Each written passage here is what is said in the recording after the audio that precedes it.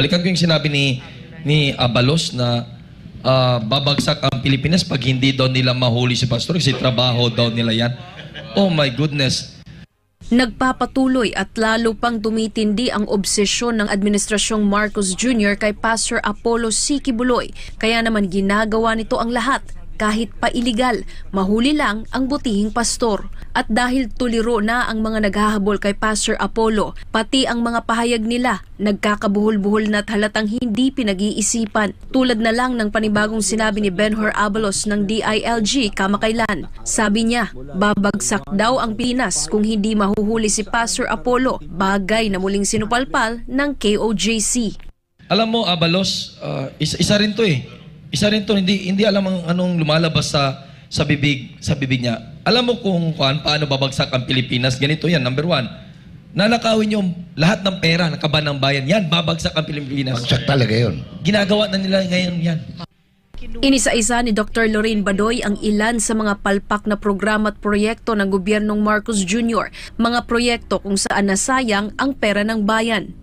Maharlika Fund, PhilHealth Fund, Ayuda, flood mga control, unprogrammed funds, yung MMOE ng unliquidated na funds diyan sa Kongreso, sa Senado, yung sa Office of the President, sa PCSO. Gusto niyo pa ba ako tuloy-tuloy? Abutin tayo ng umaga dito. Correct. Mga magnanakaw ang Marcos administration.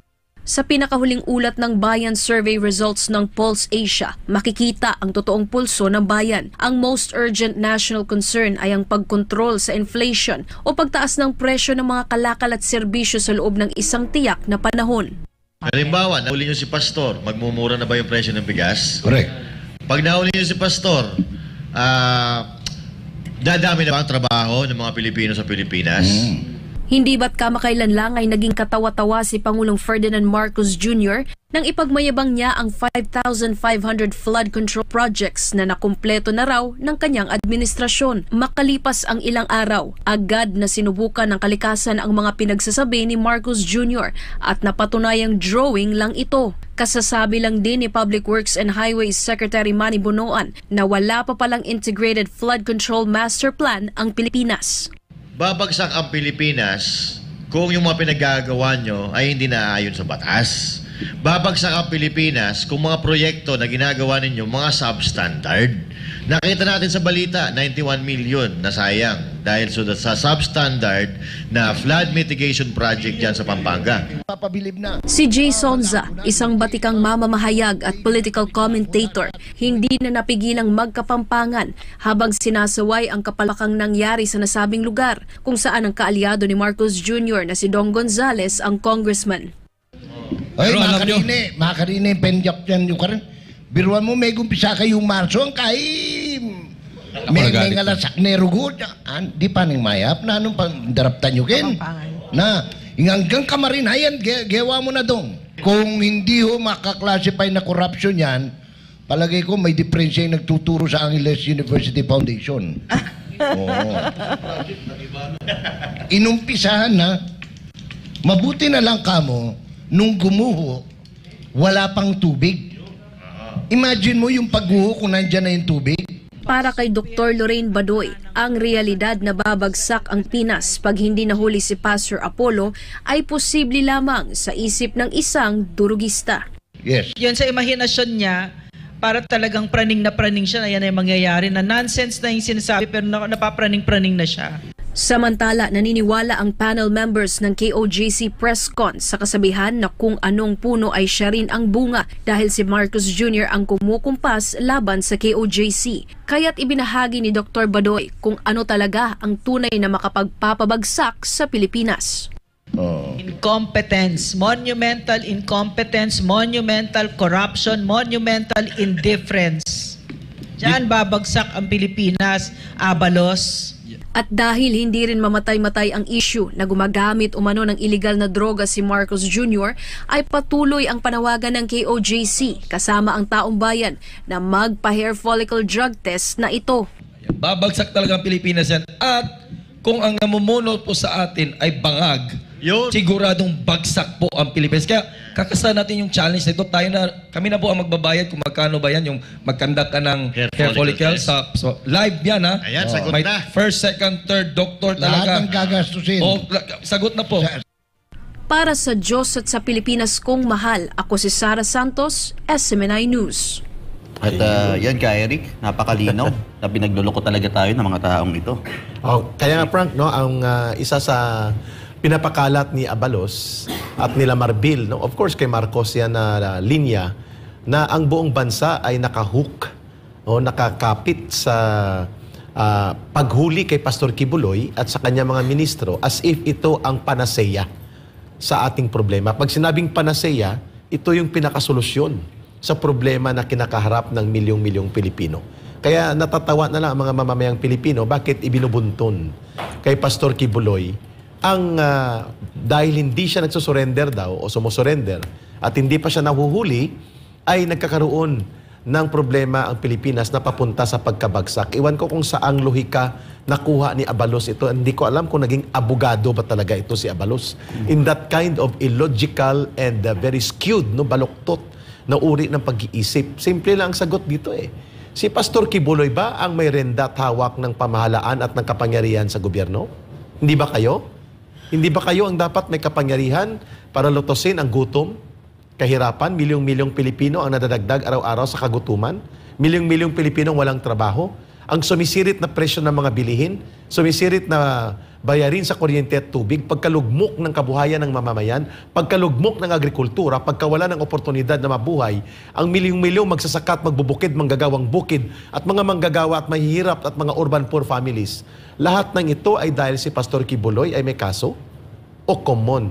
Ganon ba kababa, Secretary Abalos, ang pagtingin mo sa mentalidad o kapasidad ng taong bayan na mag-isip? Ang kanilang kagutuman ay sanhi ng hindi pagkakahuli kay Pastor Kibuloy.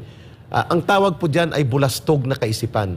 Kaisipan na nalululong sa kung hindi bisyo ng droga, kaisipan na walang alam na realidad kundi ang kanyang air condition na bahay at opisina lang ang iniikutan. Yun pong problema kung yan ang mga namumuno sa gobyerno na nakatali sa tinatawag nilang comfort zone nila at hindi naman nakababa ang paa sa aktual na realidad. Si Pastor Kibuloy ay akusado, hindi pa kriminal, hindi pa convicted ang kanyang mga ministro. At sila po ay may track record, Benhor Abalos. Kung ikukumpara sa iyo at kay Marcos at kay Marbil at dito kay Torre, tungkol sa paglaan ng milyones o bilyon na resources ng kanilang Kingdom of Jesus Christ for humanitarian purposes, sa mga scholarship, sa feeding program, at pati na po sa paglaban sa terorismo ng CPP, NPA, NDF. Wala kayong ipakitang track record na ganun. Siya ay may ganun at ang kanyang kongregasyon. Kaya wag po ninyong ihalin tulad na ito ang pinakasanhi ng ugat ng problema ng bansa at lituhin ang kaisipan ng mamamayan para i-justify ang inyong state terrorism na ginagamit ngayon laban sa mga mamamayang mga sibilyan at hindi armado na kaanib sa Kingdom of Jesus Christ na tinatrato ninyong mga kriminal. Yan po ay isang kasalanang mortal at malubha sa taong bayan. Kaugnay dyan ka, Eric, yung panawagan ng taong bayan na pagbaba sa pwesto. Kaya tunghayan po natin ang balitang ito na iba't ibang problema ng bansa at issue na hindi kayang tugunan ng kasalukuyang Administrasyong Marcos Jr. Dagdag pa dito ang marahas at karumal-dumal na pag-atake ng kapulisan sa religious compound ng Kingdom of Jesus Christ sa Davao City. Tunghayan po natin ang balitang ito. Alas 3 ng madaling araw ngayong Lunes ay nagtungo sa kartilya ng Katipunan ang iba't ibang grupo at individual para sa pagunita ng National Heroes Day. Sila ay nagsindi ng kandila at nag-alay ng dalangin para sa gobyerno na ang nila'y bumubulusok pababa ang kalidad ng pagbibigay serbisyo sa publiko. Kabilang rin sa idinalangin ay ang marahas at iligal na pagkubkob ng Philippine National Police sa Kingdom of Jesus Christ Religious Compound sa Davao City. Hindi na po ito laban ng KOJC lamang, hindi po laban ito ng SMNI lamang. Ito po ay laban ng Filipinos sa Luzon, Visayas at Mindanao. Mayaman, mahirap, may pinag-aralan o wala, may katungkulan sa gobyerno o private citizen, we are all called to action. And the action is to do what is good and right for our country. Pilipino po tayong lahat, Pilipinas nating mahal, ipaglaban po natin ang bansang Pilipino at ang Pilipinas. Kabilang sa dumalo ay ang dating artista na si Vivian Velez. Sa interview, kanyang inanunsyo na ang 3 a.m. prayer ay umpisa pa lamang para sa isang mas malaking protesta kontra sa administrasyon ni Bongbong Marcos. Mamayang 1:00 ng hapon ay inaasahan na sasamahan sila ng mas marami pang grupo at individual sa Liwasang Bonifacio. Patuloy po tayong magdasal at baka araw-arawin po natin to for 7 days. Pagka hindi pa po kayo lumabas, that means tolerance eh. Pag hindi po tayo lumabas, ibig sabihin nun sumasang-ayon tayo sa kaharasan na ginagawa nila. So pag hindi tayo lumabas at hindi tayo nagbigay ng boses natin at hindi tayo lumabas sa lansangan, ibig sabihin nun okay lang po ang ginagawa nilang pagnanakaw sa ating bansa, corruption, yung... Hindi ko na kahapon pa ako umiiyak kasi may mga namatay na.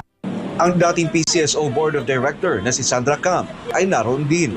Kanyang kinundi na patuloy na nangyayaring kaguluhan sa Davao City, partikular na ang PNP sa di makatarungang takeover sa KOJC.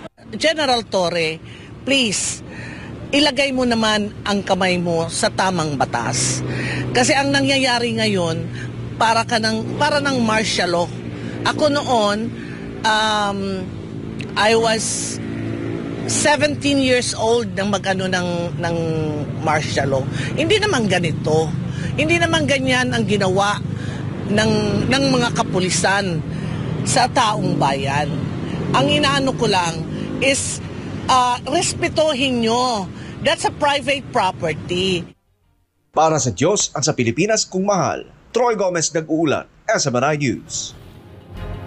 At nagbabalik po tayo